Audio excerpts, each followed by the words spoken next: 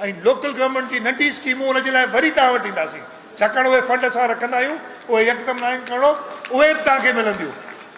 उहे पार्टी जे उहिदेदारनि ऐं पार्टी जी तनज़ीम ऐं पार्टी जे वर्करनि जे थ्रू हाणे बजट में ईंदियूं।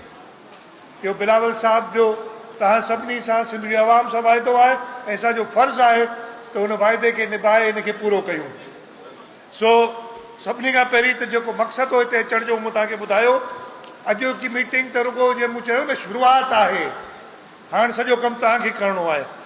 हिते कुझु ॻाल्हियूं सभिनी दोस्तनि कयूं, मां चवंदुसि त मुख़्तसरनि उनजो जवाबु या कुझु पंहिंजी एक्सप्लेनेशन ॾियां।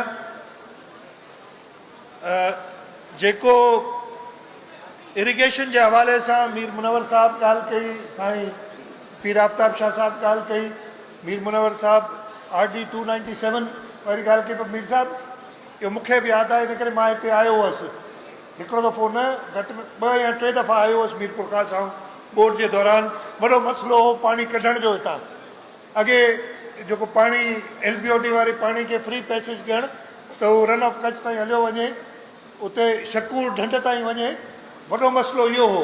तव्हांखे यादि हूंदो जहिड़ा लॻा पिया थरपारकर वारनि सां ऐं हिते मीरपुर ख़ास वारनि जा, उते तव्हांजी सभिनी खां वॾी डिमांड इहा हुई, मूंखे चङी तरह यादि आहे त RD 210 ते गेट लॻनि।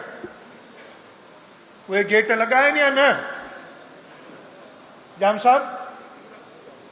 उहे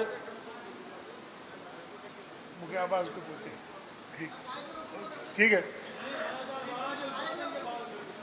इहो मां हिते ॻाल्हि ॿुध, इहो पोयां वेही रहो आराम सां, ईअं कोन विच में ॻाल्हि। सो ख़ैर इहो गेट लॻा, इनशा ताला जेकी 297 RD वारी तव्हां अंडर पासिस जी ॻाल्हि था कयो, उन मां हिकिड़ो थी वियो आहे, हले पियो थो कमु, ऐं ॿिए जे लाइ असां फीज़िबिलिटी ठाहिनि पिया था त उनजी केतिरी ज़रूरत आहे। इनशा ताला जो इहो असां कॾहिं बि न चाहींदासीं त को बि इलाइक़ो असांजो तकलीफ़ में अचे।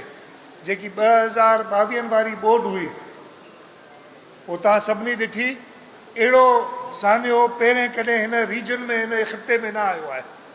उनजे बावजूदि मूंखे इहो बि यादि आहे 2020 में बि हिते फ्लड आयो हो, ऐं 2020 में मूंखे पूरा नंबर यादि न आहिनि, जाम ख़ान खे यादि हूंदो त जेतिरी ब्रीचिस पयूं LBOD खे 2022 में उनखां तमामु घटि पयूं, पर पाणी उनखां तमामु घणो हो।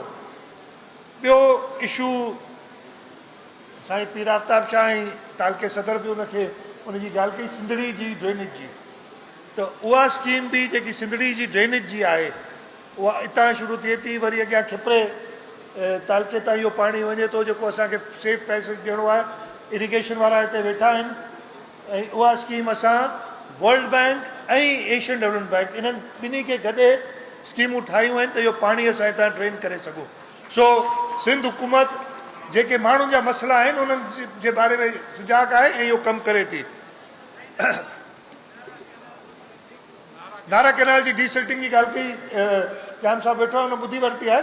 अञा हिकिड़ी ॻाल्हि तव्हांखे ॿुधायां, मूंखे रहिजी वई, हिते वज़ीर वेठा आहिनि, जेके वज़ीर हिते न आहिनि उन्हनि जा सेक्रेटरी हिते वेठा आहिनि, छाकाणि जो सभिनी जो कमु थिए थो, कुझु वज़ीर अॼु आहिनि, के ॿिए ज़िले में ॿिया हूंदा, सेक्रेटरी उहे वेठा आहिनि, जेके बि हिते हेल्थ वारो सेक्रेटरी वेठो आहे, एजुकेशन वारो सेक्रेटरी वेठो आहे, ऐं ॿिया जेके वर्क्स एंड सर्विसिस वारो सेक्रेटरी वेठो आहे, इहे बि हिते सभु नोट कनि पिया जेके इशूज़ आहिनि, छाकाणि जो उहो वरी पंहिंजे वज़ीरनि खे ॿुधाइनि ऐं उहा शइ कैबिनेट ताईं ऐं मूं ताईं अचे।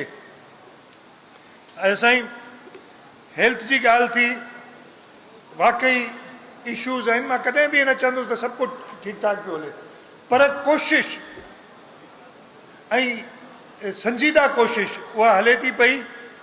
हींअर मूंखे ॿुधायो डिस्ट्रिक्ट हेडक्वार्टर हॉस्पिटल मीरपुर ख़ास में कुझु पोइ ॾींहंनि जे अंदरि 4 कंसल्टेंट, हिकिड़ो सीनियर एनेस्थेटिस्ट यानी बेहोश करण वारो जेको हूंदो आहे, ऑपरेशन हुनजे बग़ैर थी कोन थो सघे, पीडियाट्रिशियन ॿारनि जो डॉक्टर, हिकिड़ो जनरल फिजिशियन ऐं हिकिड़ो न्यूरो फिजिशियन, इहे 4 हिते पोस्ट थिया आहिनि। 9 MS हिते पोस्ट थियो आहे कुझु ॾींहं अॻु में, त इहो असांजो हले पियो थो। उन सां गॾु नवां जेके इनिशिएटिव्स आहिनि। Sindh institute of child health असां ॿारनि जी अस्पताल कराची में तमामु वॾी national institute of child health हुई जेकी वफ़ाक खां असांखे मिली, पोइ असां उन खां पोइ Sindh institute of child health हर जॻह ते